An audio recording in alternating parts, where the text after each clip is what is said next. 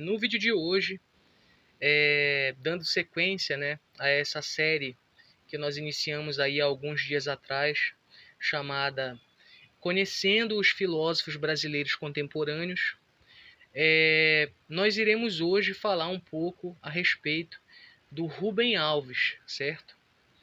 Que é muito conhecido no Brasil por ter sido escritor, mas que era também filósofo, né?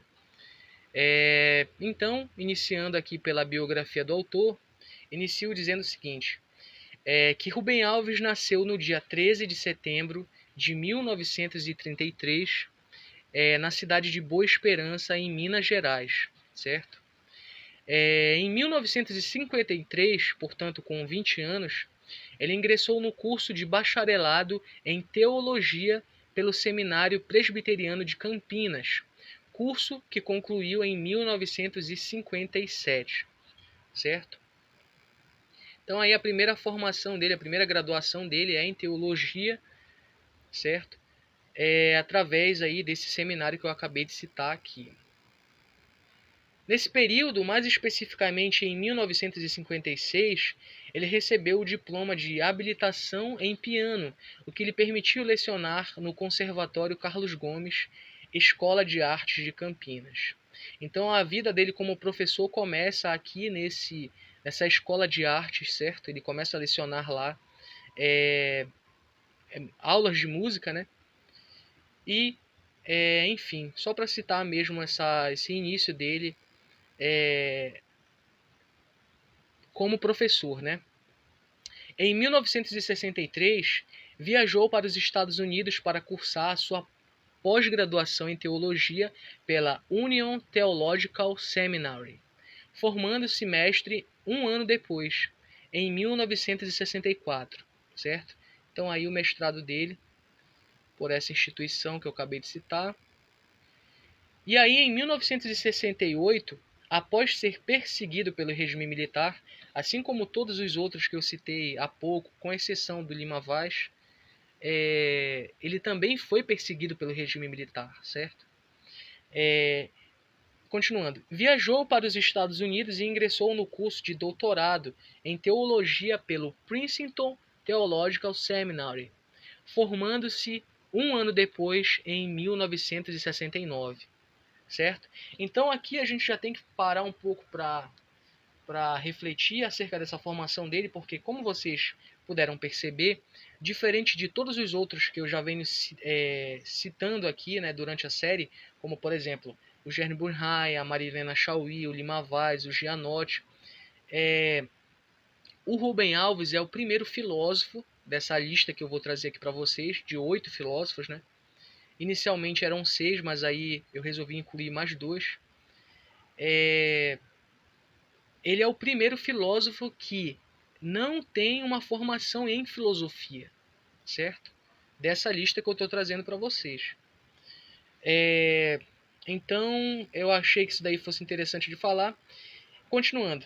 Ainda em 1969, ele retornou ao Brasil para lecionar no Instituto Presbiteriano Gamon, na cidade de Lavras, em Minas Gerais. Então ele retorna para Minas Gerais para lecionar, né, nesse Instituto Presbiteriano Gamon, saindo no mesmo ano para lecionar na Faculdade de Filosofia, Ciências e Letras de Rio Claro, atual Unesp, em São Paulo, onde ficou até 1973.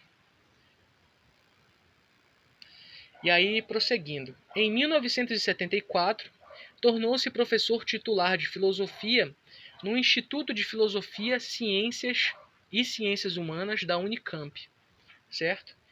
Em 1988, ele atuou como professor visitante na Universidade de Birmingham, na Inglaterra. Isso ocorre muito com esses filósofos contemporâneos, né? Como eu já citei, o Gerny Burnhai, ele deu aula na Alemanha como professor visitante, né? Outros professores que fizeram muito isso, por exemplo, professores e filósofos, no caso, né?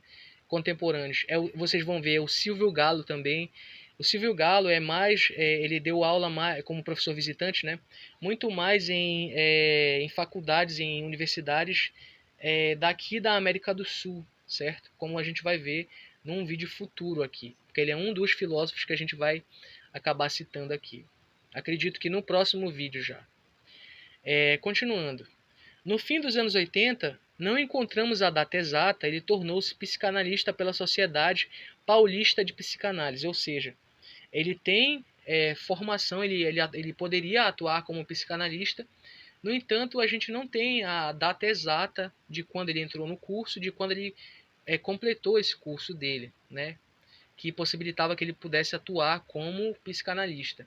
Sabe-se, no entanto, que foi no fim dos anos 80 e que foi pela Sociedade Paulista de Psicanálise. Prosseguindo.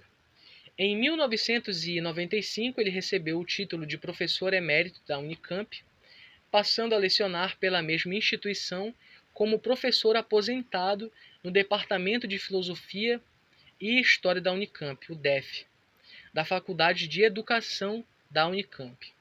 E aí, por fim, finalizando aqui a biografia do autor, Rubem Alves faleceu no dia 19 de julho de 2014, aos 81 anos de idade, certo? Então, após falarmos sobre a biografia do autor, é hora de falar sobre a corrente de pensamento desse autor, né? Então, dando prosseguimento, começo dizendo o seguinte: a corrente de pensamento de Rubem Alves é, como veremos a seguir, bastante influenciada por duas matrizes filosóficas. A primeira é a matriz cultural, em que o autor trata a respeito da questão relacionada à filosofia da religião.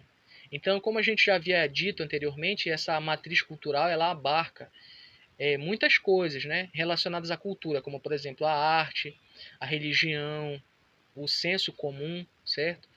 Então, especificamente no Rubem Alves, tem a ver com a filosofia da religião, né? Devido ao fato de que ele era teólogo por formação, né? Toda a formação dele é em teologia, desde a primeira graduação até o doutorado dele. Então ele tinha propriedade para escrever, ele tinha, enfim, formação suficiente para escrever sobre religião, né? E aí foi o que ele fez.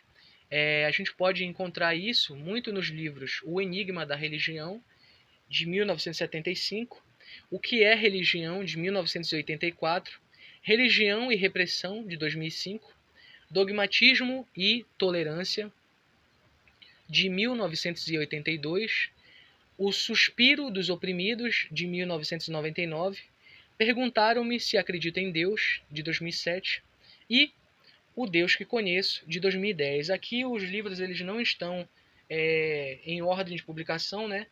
Mas aqui fica a dica de leitura para vocês, certo? Outra matriz presente no pensamento de Rubem Alves é a matriz epistemológica, certo?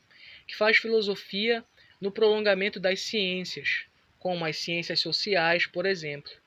Muito presente na discussão proposta por uma área da filosofia em que Rubem Alves teve grande atuação, a filosofia da educação, certo?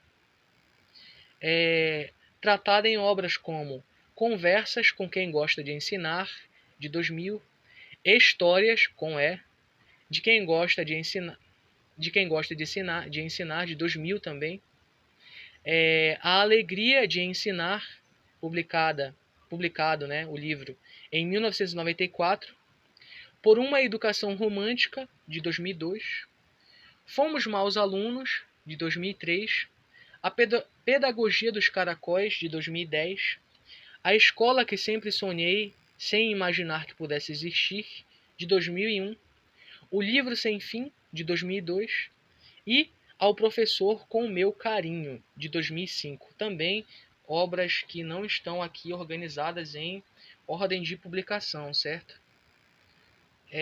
Mas que falam sobre filosofia da educação, né?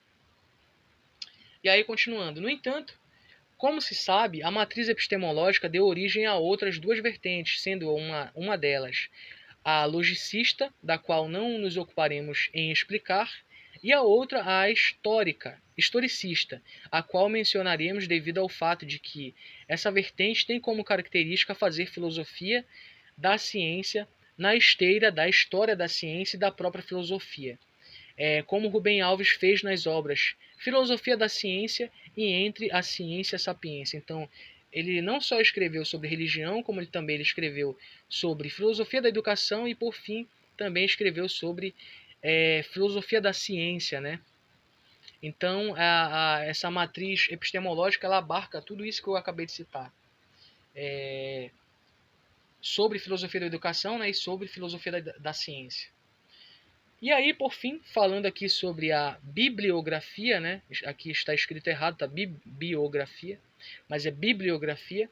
Diferente de todos os filósofos até aqui mencionados, não encontramos a respeito de Rubem Alves nenhum registro feito por estudiosos do autor acerca do quantitativo relativo à sua bibliografia completa, que abarca a quantidade de artigos publicados pelo mesmo, assim como a quantidade de capítulos de livros, entrevistas cedidas para a mídia e artigos publicados por estudiosos comentando acerca de algum aspecto de sua obra, principalmente acerca de sua contribuição para a educação.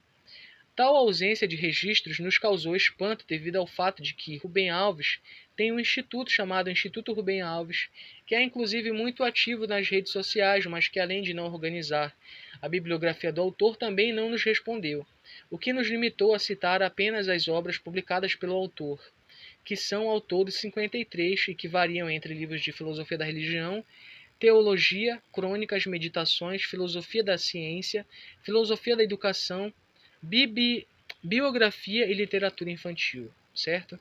Então, infelizmente, nós não conseguimos encontrar esse quantitativo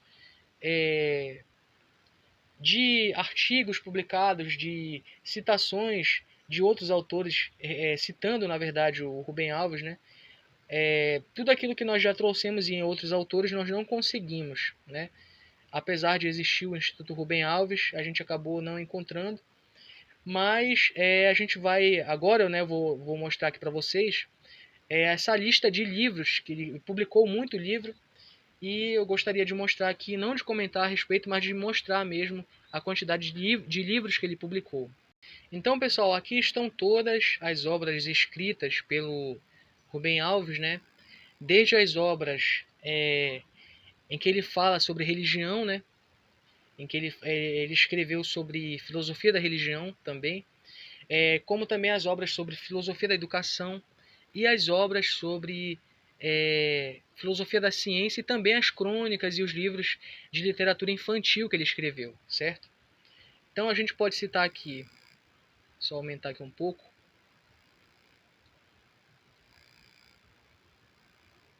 a gente pode citar Enigmas da Religião, O Enigma da Religião, Filosofia da Ciência, Dogmatismo e Tolerância, Variações sobre a Vida e a Morte, Poesia, Profecia e Magia, O que é Religião, A Operação Lili, O Patinho que não aprendeu a voar, Os Morangos, Pai Nosso, Da Esperança, Histórias de Bichos, Volta do Pássaro Encantado, O Poeta, o Guerreiro e o Profeta, A Pipa e a Flor, A Alegria de Ensinar, O Quarto do Mistério, Sobre o Tempo e a Eternidade, e sobre o tempo e a eterna idade, Gandhi, a magia dos gestos poéticos, A menina, a gaiola e a bicicleta, A árvore e a aranha, Tempos Fugi, Creio na ressurreição do corpo, As contas de vidro e o fio de nylon, Concerto para o corpo e a alma, O amor que acende a lua, A menina e o pássaro encantado, A história dos três porquinhos, Entre a ciência e a sapiência, O suspiro dos oprimidos, Conversas com quem gosta de ensinar, Histórias de quem gosta de ensinar, A escola que sempre sonhei sem imaginar que pudesse existir. Cito também O livro sem fim, Por uma educação romântica, Transparência da eternidade, como nasceu a alegria, fomos maus alunos, o retorno eterno, religião e repressão, ao professor com meu carinho, perguntaram-me se acredita em Deus, ostra feliz não faz pérola, o sapo virou príncipe, o Deus que eu conheço, do universo a jabuticaba, a pedagogia dos caracóis, desfiz 75 anos, pimentas, quando eu era menino, a libélula e a tartaruga, a grande arte de ser feliz, e por fim, o velho acordou. Então aí são muitas obras, eu citei inclusive as obras de literatura infantil, as obras de crônicas, certo? Justamente para vocês verem o quanto esse autor escreveu, né, durante a vida. Então é isso, pessoal. Muito obrigado a todos. As referências estão todas aqui, né? Quem quiser rever e quiser essas referências é só pedir para mim através dos comentários e até o próximo vídeo.